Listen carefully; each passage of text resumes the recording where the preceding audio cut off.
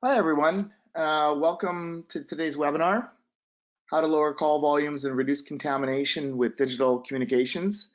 We're just waiting for a few more attendees that we know want to show up. I'm seeing those numbers go up now, right now. So we're just going to wait a few more minutes here in case we have any last minute attendees. So I appreciate your patience.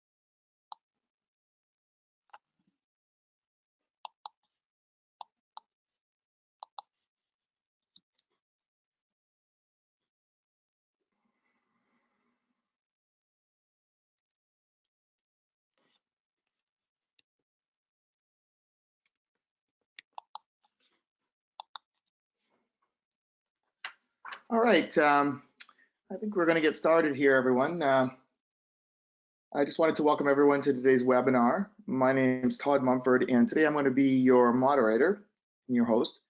Our webinar is entitled How to Lower Call Volumes and Reduce Contamination with Digital Communications.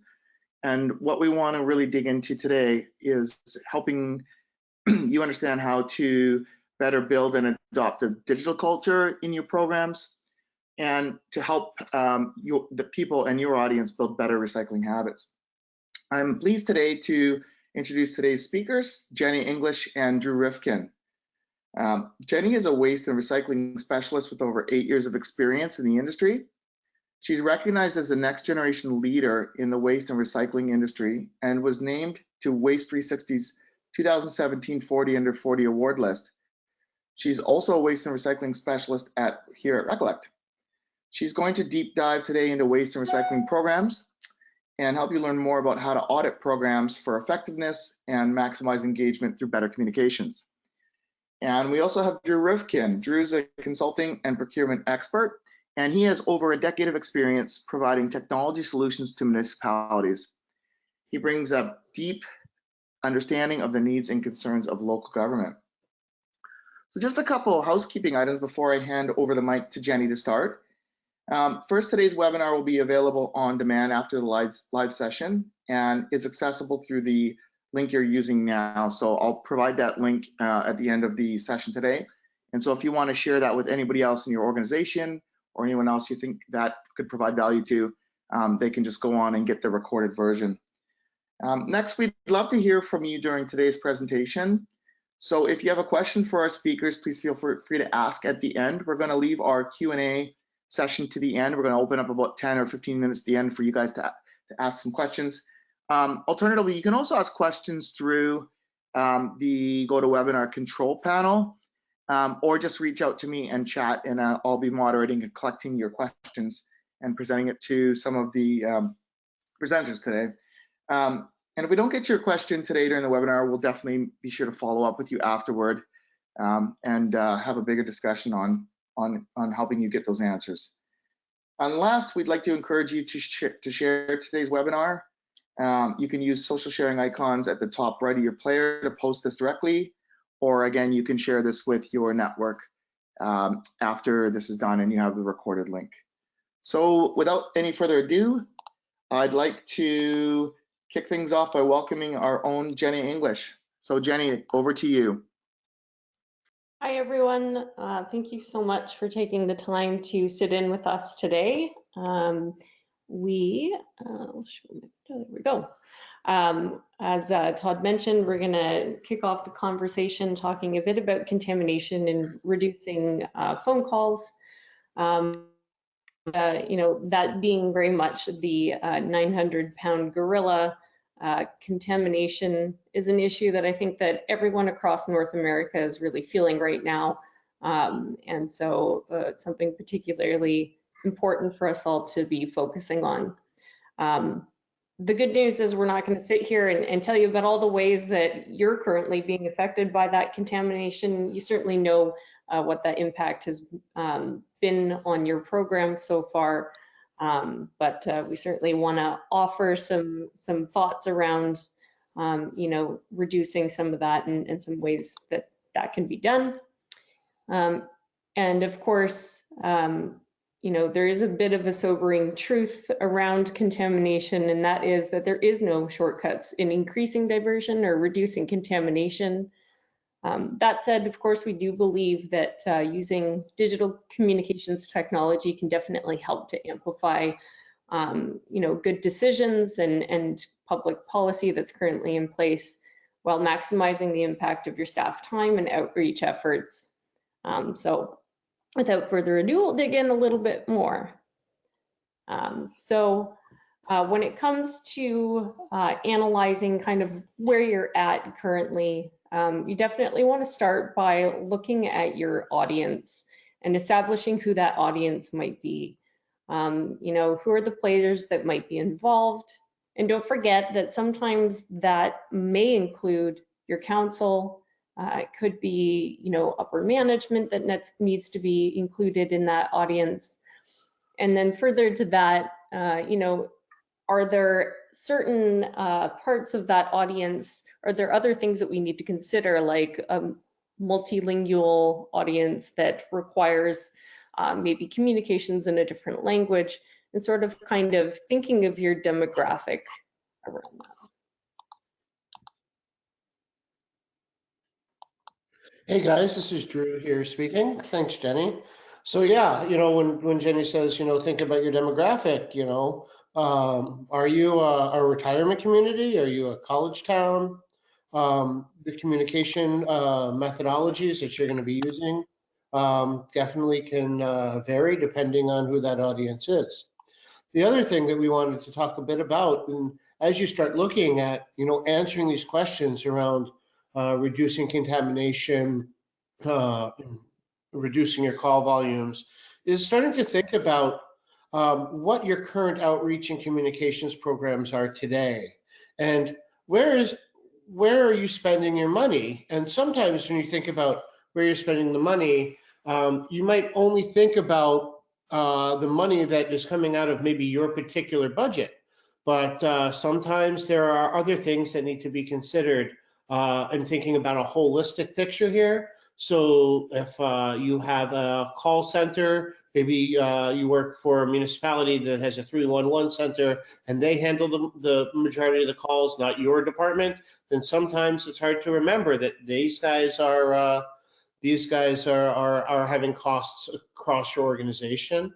Another cost that often gets missed when, especially at local government level, is just people hours. Sometimes you think about just what our capital costs are and not what our actual expenditures are. So if somebody is spending a lot of time doing one particular activity, maybe that's answering phones or sending out emails, then there's opportunity costs associated to that.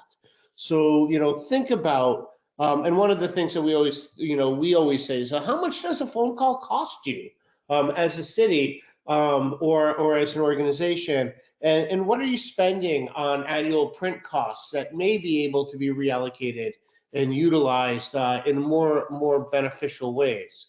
So these are just things to start to think about as we start to try to dig into ways of solving these problems. Right.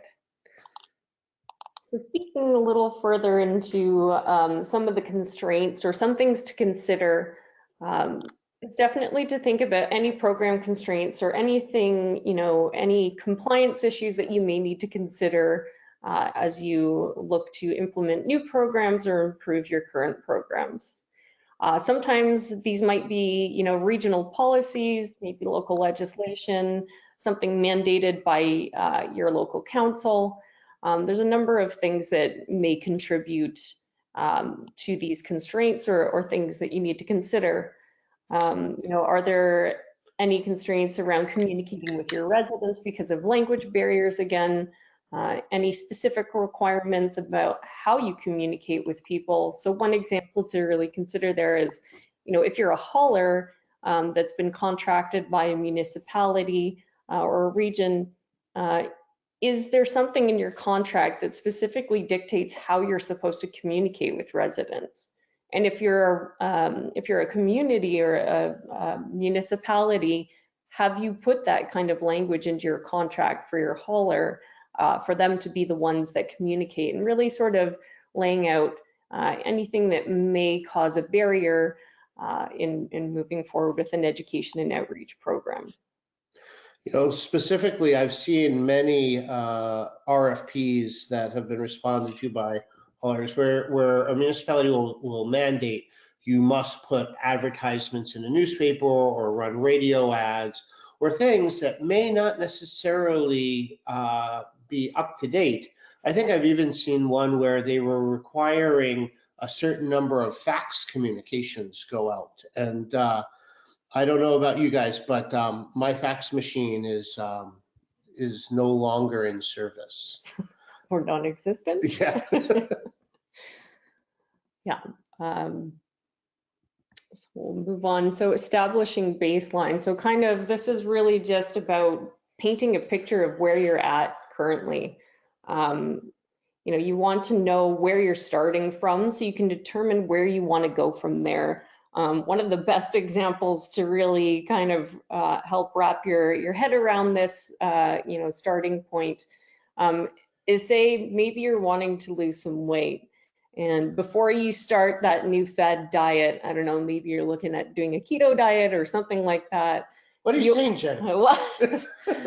Come on, I'm not saying anything.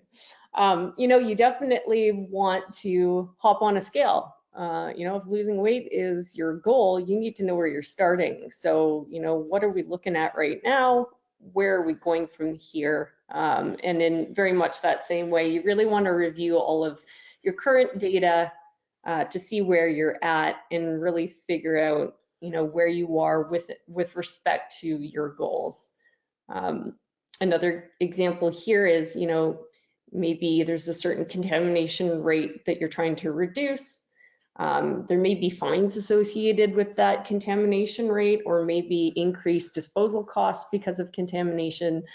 These are all things that you really want to get a really good feel for where you're at with. I'll just jump in here with a little color. I'm very good friends and work with someone who used to work at the city of Richmond near us. And they would often talk about, Roller Coaster Richard. He was a gentleman that would call in all the time to the phones, basically to have conversations with the staff. Maybe it would start with a recycling question, but it was mainly, just to have a conversation and something for this individual to do. Well, no matter what your communication tactics are, Roller Coaster Richard's going to be calling into you. So when you start thinking about about call volume reduction, well, understanding what those call volumes are, and which ones you can reduce and which ones are Roller Coaster Richard, and they're going to be calling into you no matter what. I've always referred to them as the frequent flyers. We've heard, I'm sure other municipalities or individuals on this call might also know a Roller Coaster Richard that calls into their organization. If you do, we'd love to hear about him or her. It's always fun to share about your frequent flyers. But the point here being, we know how many what the call volume is. We know what that call volume is around missed pickups or what goes where. Those are the types of calls that we can really work to reduce the number of. The Roller Coaster Richards of the world, those are the ones that are going to be consistent, and we shouldn't worry about moving the needle on those because those are going to be the hard. It's that 80-20 rule. Yeah, people really want to get those frequent flyer miles. So once we've taken a look at all of the data and really established that baseline, it becomes a lot easier to see what's working, what's not, and dig in a little bit around that. What are your residents calling in about? Do you have data around what materials are causing the most contamination in your streams? Is there a particular reason that comes to mind on maybe why residents are struggling with that particular item? Something that comes up a lot is a greasy pizza box. Well, does it end up in the recycling? Oftentimes it does. So just really trying to figure out from a resident's perspective, well, they think it's recyclable because it's cardboard, but the fact is it maybe still has some chunks of cheese stuck to it, it's greasy, so it may not be accepted in that recycling program after all. So really just trying to get a feel for, in the areas that things maybe aren't working, where do we want to go from here and where's there room for improvement? What can we do to get there?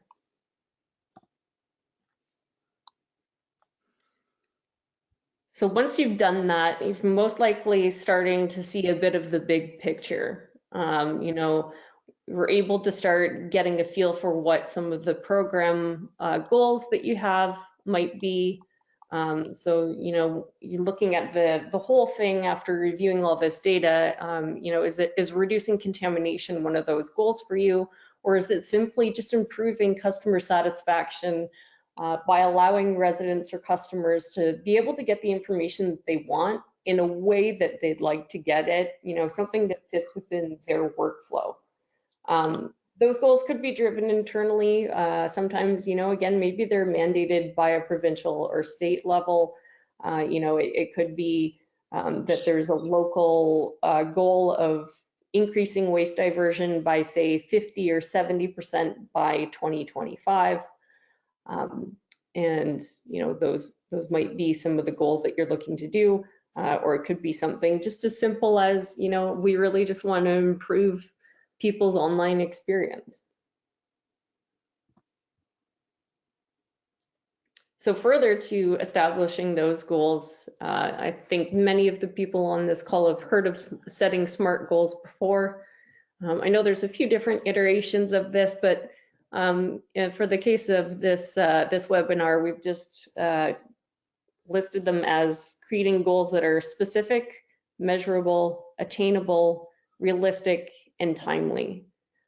So we have an example here, one that may be something that many of you have have considered in the past, but reducing call volumes around, what goes where by 50% by January 1, 2020, as an example. So you're getting really specific, creating a deadline around when you want to see that goal in place. And is it realistic? Well, it quite possibly is. We certainly heard from some of our customers who have gone well above and beyond eliminating 50% of the phone calls around the what goes where.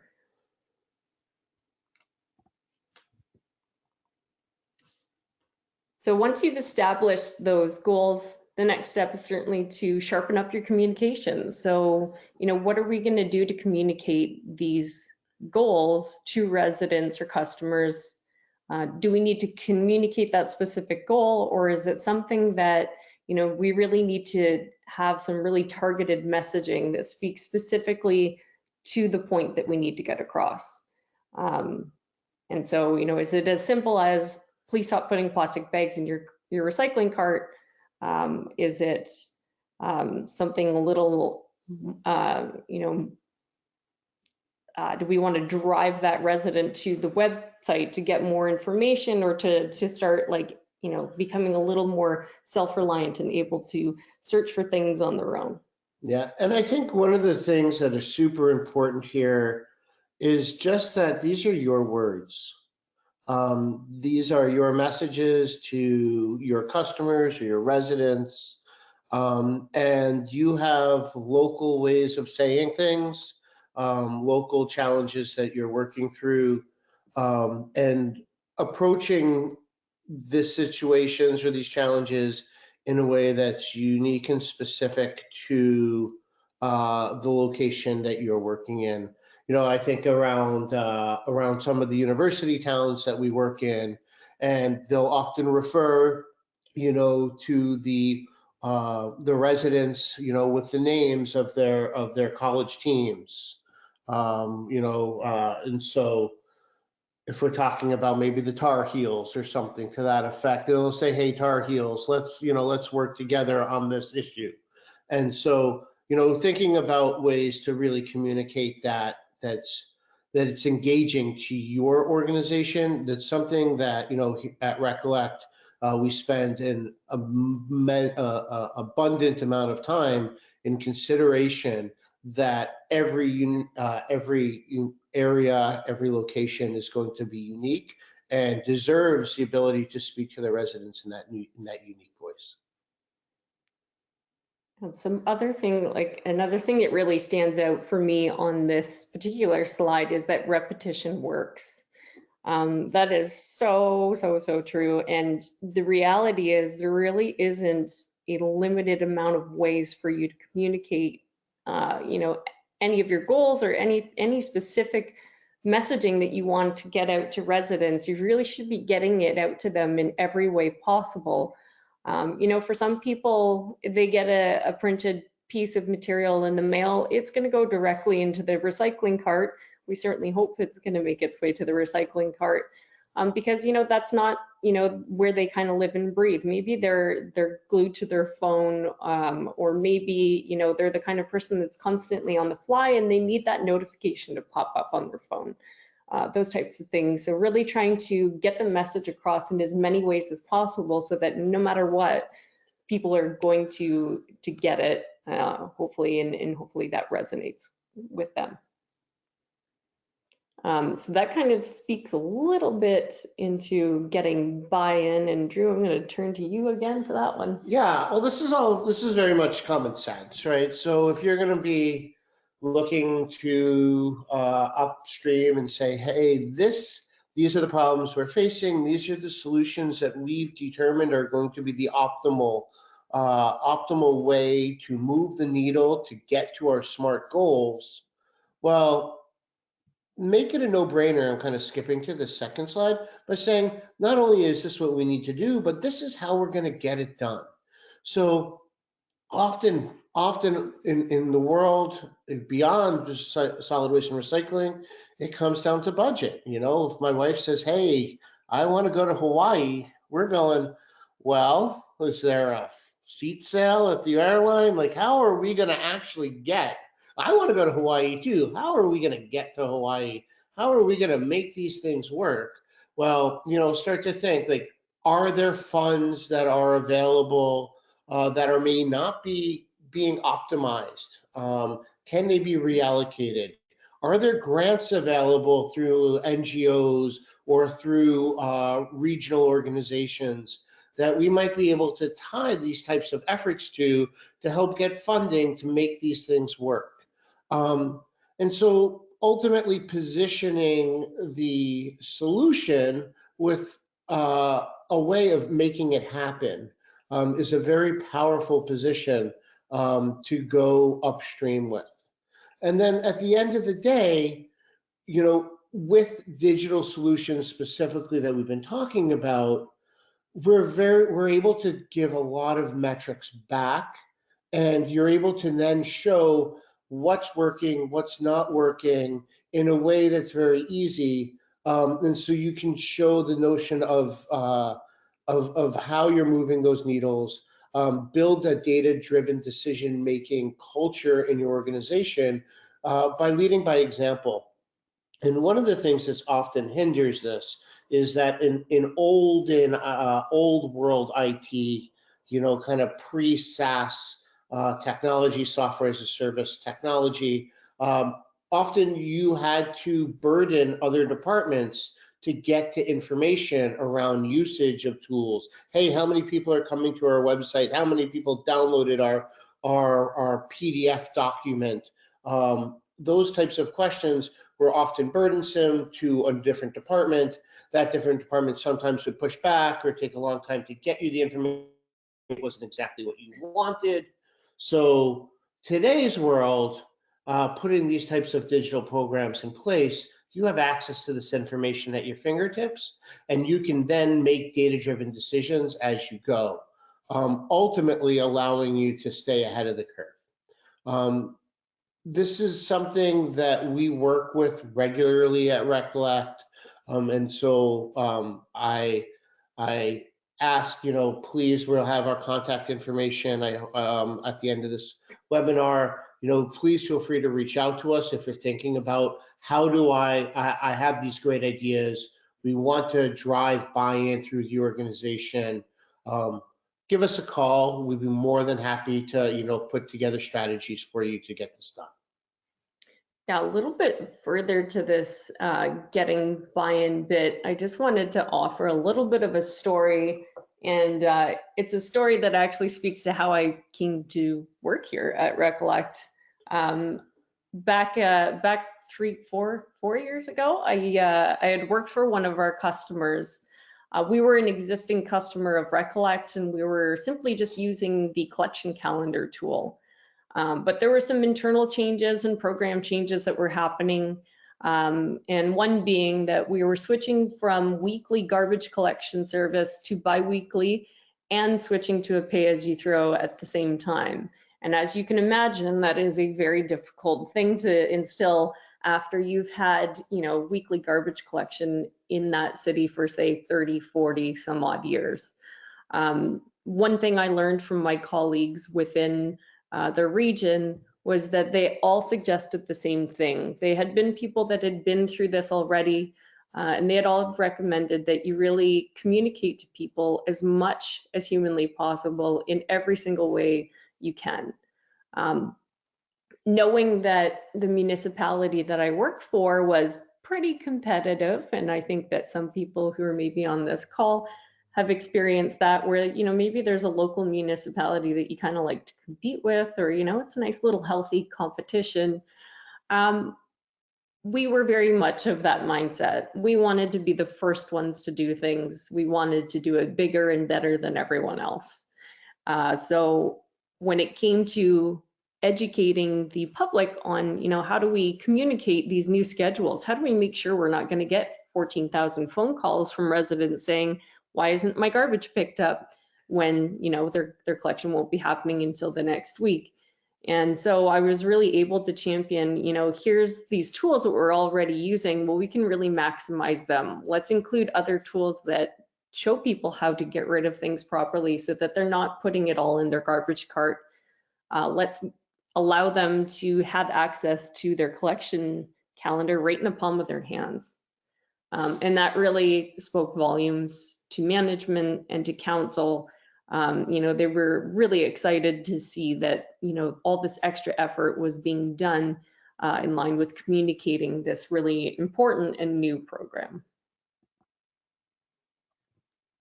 So doubling down on digital communications, really wanting to align your digital culture and power up your communications so that everything is consistent. You're offering communications in more than just one way, making sure that your website makes sense. Being in this role at Recollect, I see hundreds of websites in a week of our customers, of people that we're talking to. And sometimes what we come across is that, we know that there's a ton of information that's really important for residents to get. And so we kind of put every single thing onto the website. Like maybe here's 100 questions we've been asked about the garbage and recycling program, and let's put all of the answers online. Well, that's, a problem for a couple of reasons. It's information overload for a lot of people, so they're not able to quickly get the answer that they're looking for. They're having to dig through all this information to get there. So, really making sure that your website is, speaking to the most important points and making it easy for people to get that information. Using social media, of course, to increase your communications around this and tying people back to your website through your social media posts. Residents and customers are often going to your website to get the information that they need. If they happen to catch a post about that on social media and you link them back to a tool or to a website where they're able to get that information, that's going to be an amazing customer service experience for that person. So at the end of the day, Jenny, the World Wide Web is not a fad. That's what we're saying. Exactly. And I think back to the very early 90s. I was in school and I visited my local city hall in Westchester County in New York. And I said to them, hey guys, we'd love to build you a website. And I will never forget, what would a city want with a website was the response that we got. And, believe it or not, pretty much most cities now have websites.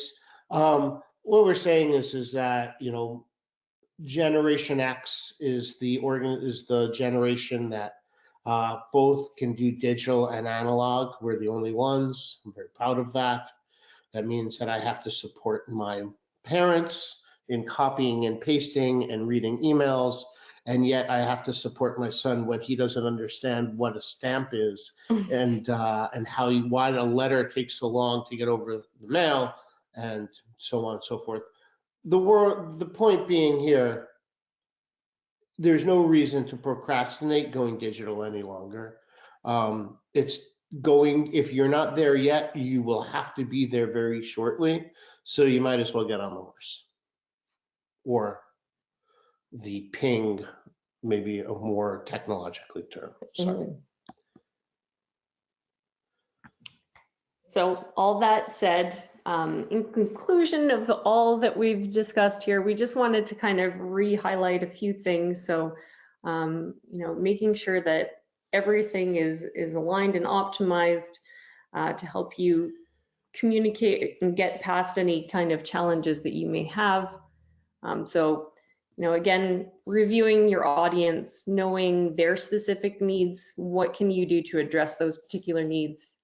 What are the problems that you're experiencing in your programs? Again, is it contamination? Is it that people aren't placing things to the curb at the right time?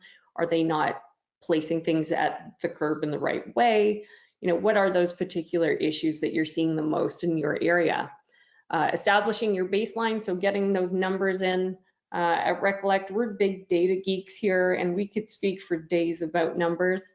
Certainly happy to share some ideas if you're trying to think of all the numbers involved around a particular goal of yours. we would love to nerd out over those numbers with you. Setting goals and setting better SMART goals. So again, something that's specific, measurable, achievable, realistic, and timely. And then sharpening your communications, not only in print and but also digital, just like we mentioned. So then, of course, striving to get buy-in for that digital culture. You may already be working in an area where there is a really well-established digital culture, whereas, for other people, it may be that you need to be the champion to sort of pave the way for the rest.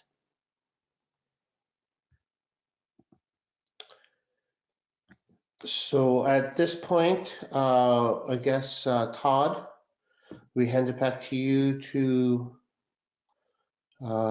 start to field questions. Yeah, great job, guys. I appreciate that. I thought you guys did a wonderful job presenting questions. If you don't mind right now, posting them through to the question. A little neat little area there you can post your questions.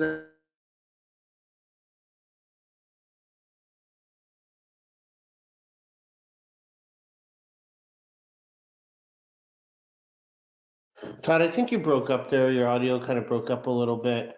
I'll start with one of the questions that I got through my direct message here, and it asked why we started doing webinars at Recollect and if they've missed any.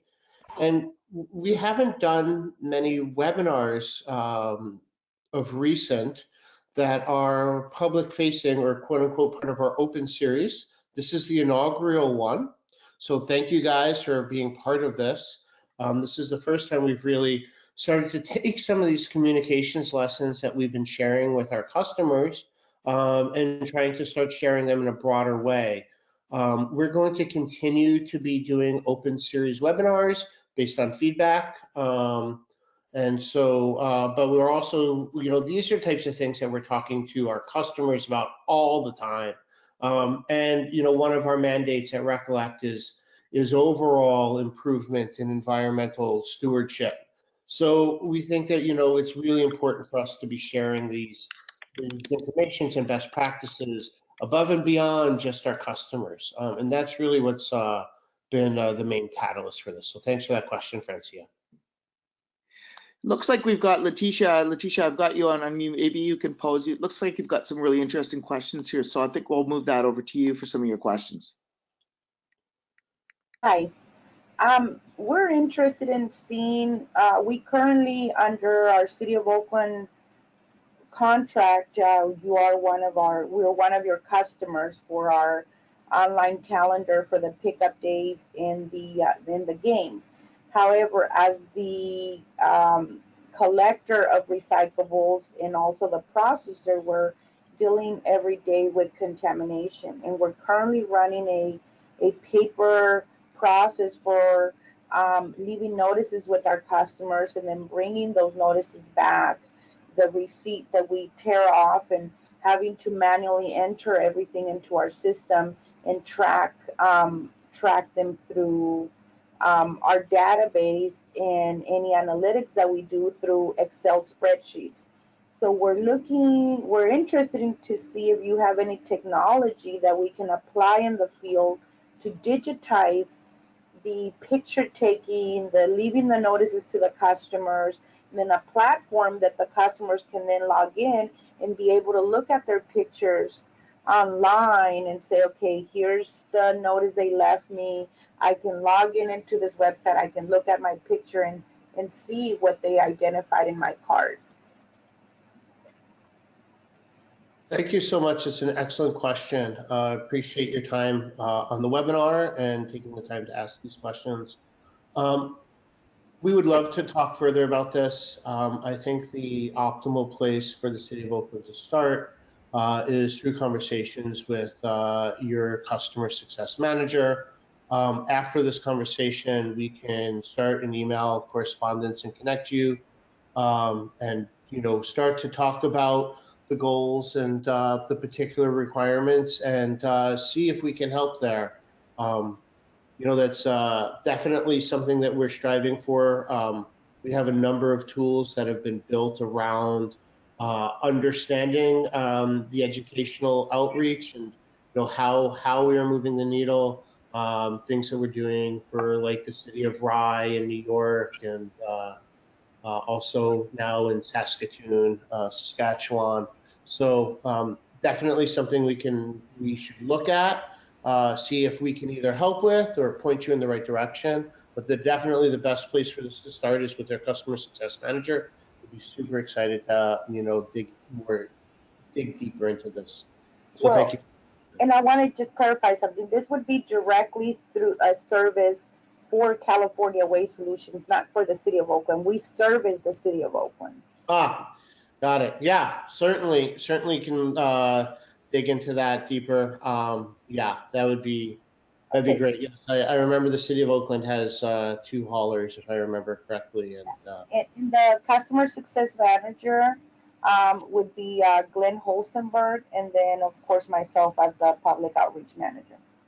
Sure. And so we would connect you with someone on our side to open that conversation. I think the original person would be our colleague Ryan, who works exclusively with all of our hauler or all the hauler organizations. Okay, great.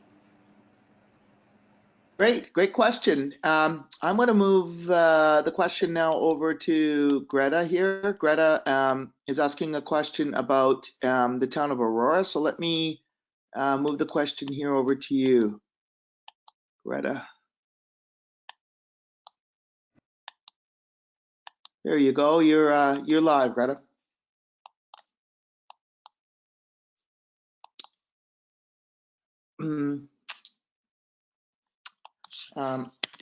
I'll just post to you here, Greta, if you don't mind seeing my post to you in chat, if you don't mind opening up your audio. The question, by the way, is Greta works for the town of Aurora and was wondering what the difference from SMART goals and York Region's Smart Living Plan. So hopefully we can get a bit more feedback from you, Greta, on your question.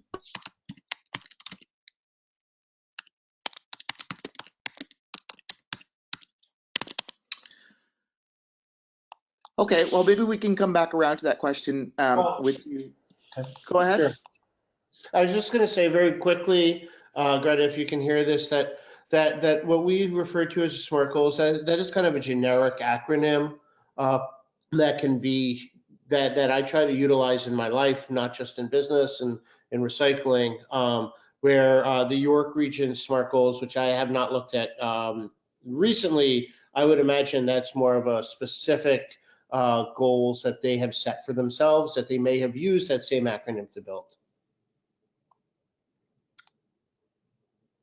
Good. Hopefully that's the answer. Yeah, Greta, you can come back to us as well after the webinar if you want to reach out, and we'd be happy to have a bit more discussion with you on that. I'm going to move it over now to LaMonica. LaMonica, I've just opened you up. You've got a question around mailing newsletters, which is a great question, so I'll open this up to you.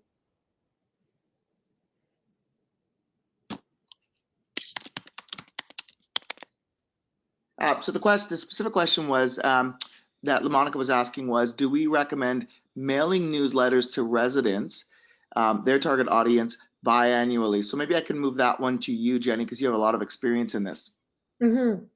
Yeah, so I think when it comes to communications, if there's a way for you to reduce the amount of printing you're doing, definitely something worth considering. I would still recommend providing that newsletter in some way or another. If it's something like a quarterly newspaper and you're looking to, reduce it to twice a year, it could be a really good idea to kind of consider how else can we communicate that same information to residents.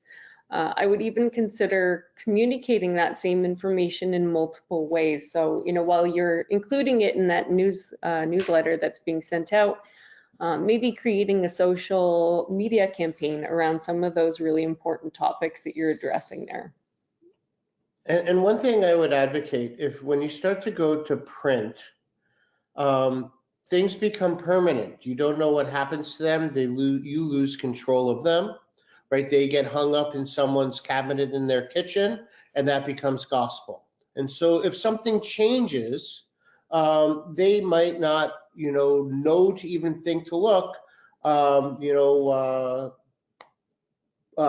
styrofoam is recyclable, and maybe it changes, and you're no longer as recyclable.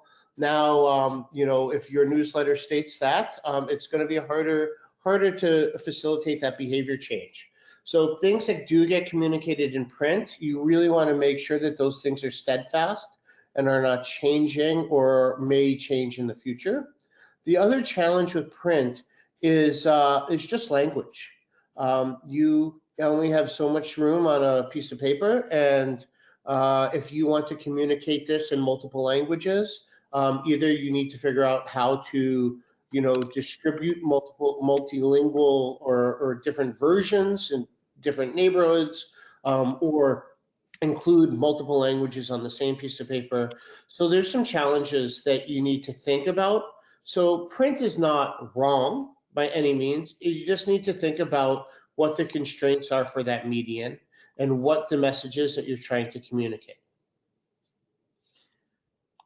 Absolutely. One thing I was actually going to add as well, being the marketing manager over here at Recollect, was that, and to double down on your point, Drew, it's all about engaging with residents or customers where they live, where they search, and being available in real time. So whether that's engagement through newsletters and pulling them from your newsletters into liking your Facebook page for your city, or whether you're an organization, liking that and following that and getting those updates there, or whether it's that they're avid users of Twitter. It's more around making sure that you get that message out and that it's consistent across those channels, and that you have somebody who's always monitoring and listening to what's being said across those channels, so that you're making sure that message is crystal clear to them, especially around your problem contamination points. I'm just noticing a new question here from Beatrice. Beatrice, I'm going to open this up to audio if it's available to you. Otherwise, I'm going to ask the question here as well. Beatrice's question was, I'm sorry I came late to the webinar. Did you discuss the content that is acceptable? For instance, I'm thinking of refusing metals and plastic from our collection and accept only paper and glass. So let me open this up to a little bit more to you, Beatrice, if you have some audio.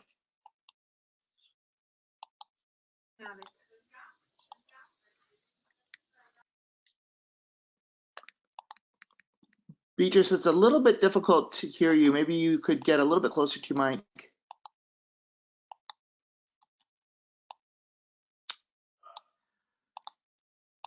It sounds like, we're not going to be able to hear you very well, Beatrice. I'll just ask this question anyway, just in case any of our team can answer it.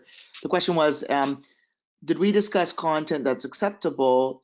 For instance, Beatrice is thinking of refusing metals and plastics from collection and accepting only papers and glass. Maybe this can go over to you, Jenny.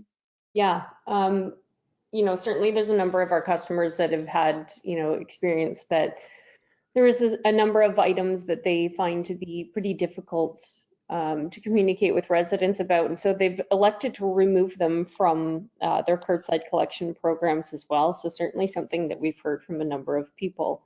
I think, again, it comes back to, not necessarily a specific message other than to say, we really want to make sure that your residents understand why that change is happening. And again, making sure that you communicate it in as many ways as possible, especially when it's something that, maybe it was collected at curbside, or, it was accepted for quite a period of time. If it's come to the point now where it's no longer accepted, it can be really confusing for people. And you really want to make sure you get that message across so that you're not dealing with that contaminant in the stream. Great, and hope you got what you needed out of that answer, Beatrice. We're happy to reach out to you later after the webinar and connect with you if you have more detailed questions, which you probably do as well. Back to LaMonica. LaMonica's asking, Monica's asking, she says, we have hundreds of people moving to Charleston County each month from different states, and they tend to think all programs are the same. How would you reach out to the out-of-towners to get them on board with our program? Jenny, over to you. Yeah, I think so. When you're speaking of out of towners, and especially just kind of thinking of the area in particular where you are, I'm assuming you get quite a number of people who are, in the area on vacation, or maybe like seasonal populations fluctuating. Again, really coming down to getting that message across in as many different formats as possible. Knowing that these people are here for a short period of time, sometimes it could be that you want to really get that messaging across and start to consider who your target audience is. If it is a seasonal population, is there a place for us to reach out and connect with maybe the property managers, the homeowners who are renting out their Airbnb, and making sure that they understand that information so that they can then share it with residents. I personally have stayed at Airbnbs before where I was super impressed to see that there was some educational material posted up on the refrigerator to let you know how to recycle properly. Being able to link that person to the website where that information stays most current and up to date would be really important, because that way they're able to see, okay, here's where I go to get the most up to date and the most up to date information that's correct. And I'll chime in. We work with the city of Boston in Massachusetts, and they have some similar challenges around, it's a large college community. And so they actually have a web page that's dedicated to new residents. And they have a number of resources there, including links to solid waste and recycling information, that's provided through Recollect. So it's easy and fast for people to get to, but there's other services that are there for new residents as well. So it's a very compelling service that the city is providing to their new residents. Maybe I think there's stuff around, forwarding your mail and how to sign up for the appropriate utilities and all of those types of things that someone as a new resident is going to need to go through. So if we could possibly connect after this call, I'd be happy to share some of the links that of the stuff that the city of Boston has done.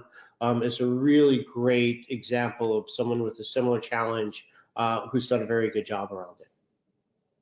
Yeah, I would definitely recommend hopping onto their website. You can see those different modules there. It's a really great example. Fantastic, guys. So I don't see any other questions. If anybody that's attending today wants to ask us any questions, we'll be reaching out to all of you after the webinar as well, and feel free to ask any questions that you have then. I want to thank everyone for being here, and I also want to mention that just pointing back to what Drew had mentioned at the beginning, this was part of our inaugural Rethink Open series of webinars. In July, we'll be running our next webinar specific to marketing and communications and how to engage your audience better. And I'll probably be hosting that one myself. And we may have we may have Drew or Jenny on the call too. So if that sounds of interest to you, then do let us know. Otherwise, we appreciate you being here, and hope the information was fantastic and good for you. And thank you to Jenny and Drew for a bang up job here. Yeah, thank you all for coming to join us today. Certainly happy to see so many people here, and hopefully we provided you with some good details to take home. Have a great day, guys. Bye-bye, everyone.